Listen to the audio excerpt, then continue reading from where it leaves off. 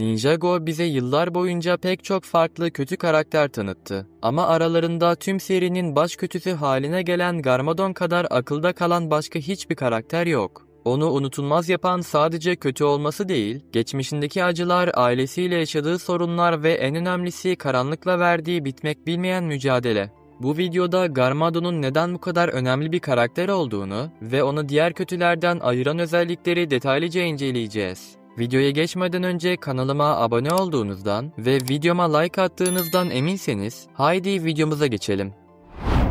Garmadon'un hikayesi Ninjago'daki diğer kötü adamlardan çok daha farklı bir yere sahip. Çünkü o istediği için kötü birisi değil. İstemese bile içinde sürekli bir mücadele veriyor. İlk başlarda tamamen acımasız bir karakter gibi görünse de zamanla bunun o kadar basit olmadığını anlıyoruz.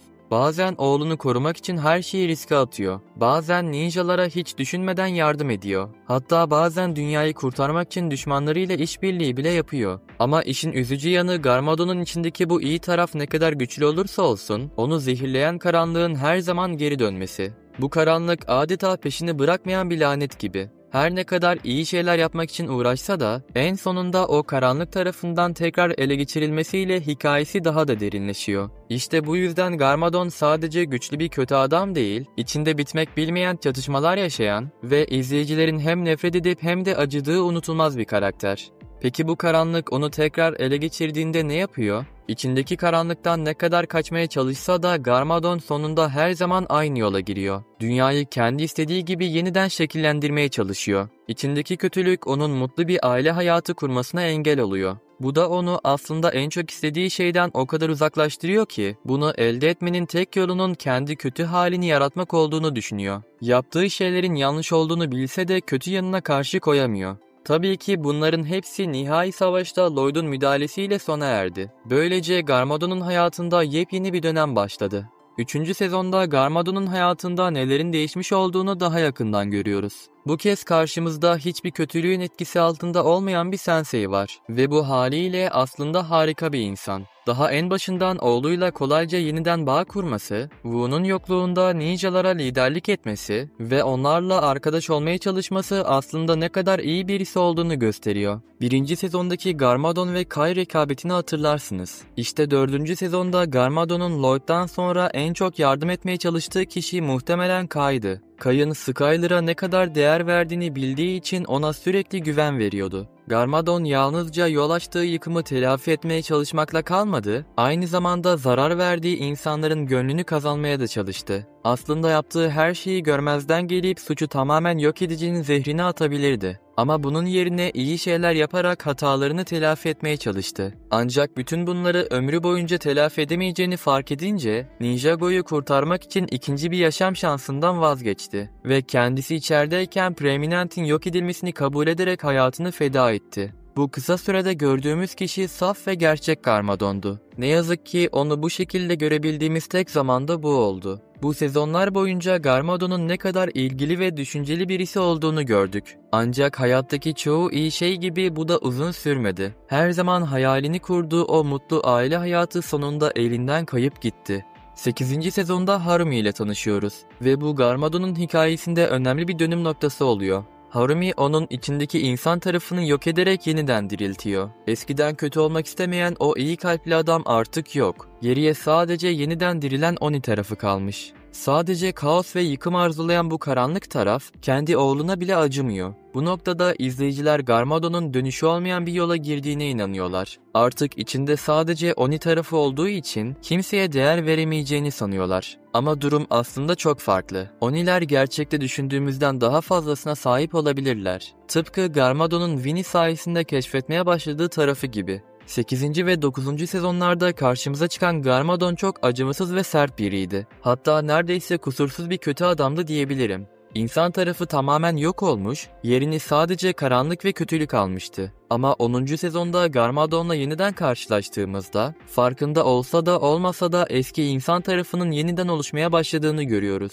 Tüm bunlara rağmen Garmadon hala kendini Ninjago'nun en güçlü ve korkulan lideri olarak görüyordu. Bu yüzden de aynı hedefe sahip olan herkesi yok etmesi gerektiğine inanıyordu. İşte tam da bu noktada Omega devreye giriyor. Çoğu kişi Omega'nın çok basit bir karakter olduğunu söyler. Buna kesinlikle katılıyorum ve işte bu yüzden Garmadon'un hikayesindeki rolü sandığımızdan çok daha önemli. Yeniden dirilen Garmadon bugüne kadar kendisinden daha acımasız biriyle hiç karşılaşmamıştı. Omega ise bu boşluğu doldurarak ona gerçekleri gösterdi. Kendisi 9. sezondan beri gördüğümüz Garmadon'dan bile daha soğuk, daha kalpsiz ve daha savaş yanlısı bir karakterdi. Tek amacı diyarları ele geçirmek ve kendi gücünü yaymaktı. İlk başta Garmadon Omega'yı kendisine benzetiyor. Ama zamanla bunun doğru olmadığını fark ediyor. Vinnie'nin hayatın değerleri üzerine yaptığı konuşmayı anlamakta zorlandıktan sonra, Garmadon insanları gerçekten anlamaya ve Omega'nın dediği gibi onlardan biri olmaya çalışmaya başlıyor. Omega'nın Garmadon'la savaşırken bir yandan da onunla alay etmesi unutulmaz bir sahneydi. Çünkü ilk kez biri Garmadon'un aklından geçenleri açıkça yüzüne vuruyordu. Biz izleyiciler yeniden dirilmiş Garmadon'un eski halinden hiçbir iz taşımadığını düşünüyorduk. Ama farkında olmadan ilk hayatındakine benzer bir yolculuğu yeniden yaşıyor.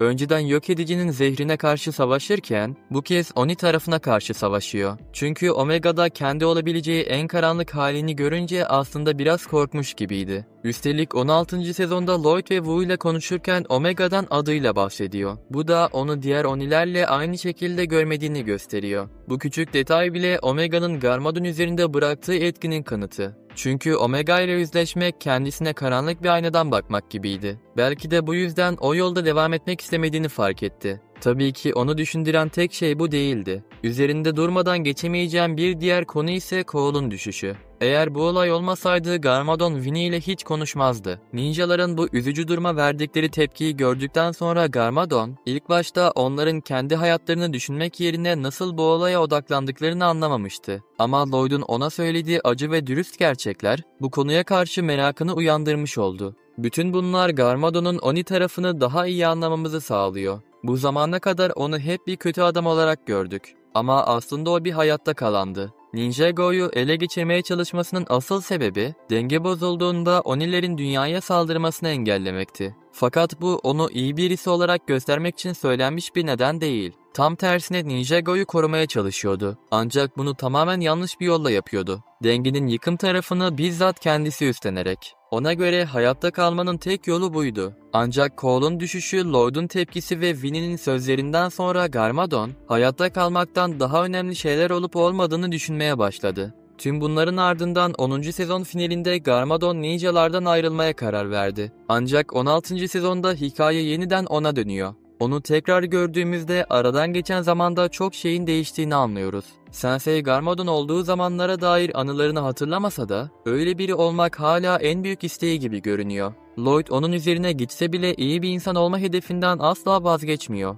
Üstelik artık ninjalara kendi çıkarları için değil, tamamen Ninjago'yu Overlord'dan korumak için yardım ediyor. Bu 5. sezondan beri görmediğimiz bir şeydi. Yıllar önce yaptığı onca kötülüğe rağmen yeniden iyi bir amaç uğruna kendini adamış durumda. Bunun en etkileyici yanı ise geçmişte oğluna yaptıklarına rağmen sonunda Lloyd'un güvenini yeniden kazanabilmesi.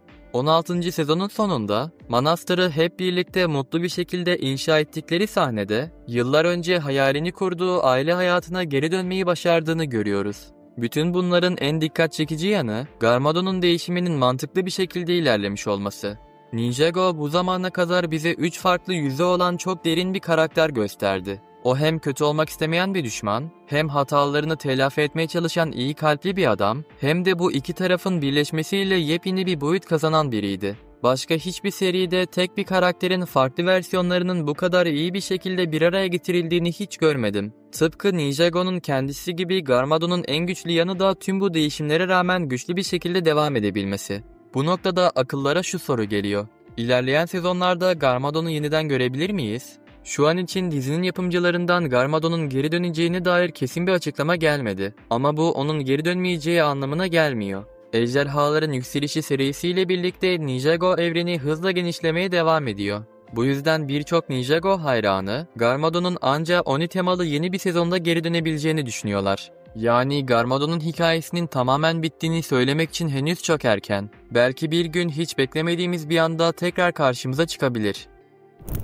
Sonuç olarak ben Garmadon'u gelecekte yeniden görmeyi çok isterim. İster tekrardan iyi birine dönüşsün, ister bambaşka bir şey yapsın, bir şekilde insan formuna hatta belki Sensei Garmadon haline dönebilirse bu onun hikayesi için mükemmel bir son olurdu. Bu süreçte Lloyd'la tamamen barışmasını, ayrıca Wu, Misako ve hatta Harumi ile de arasını düzeltmesini isterdim. Tabii tüm bunların hepsi sadece benim düşüncelerim. Peki siz Garmadon'un gelecekte geri döneceğini düşünüyor musunuz? Düşüncelerinizi yorumlara bekliyorum. Buna benzer videoların gelmesini istiyorsanız videoyu beğenmeyi, kanalıma abone olmayı ve son videolardan anında haberdar olmak için bildirimleri açmayı unutmayın. Öyleyse bir sonraki videoda görüşmek üzere. Hoşça kalın.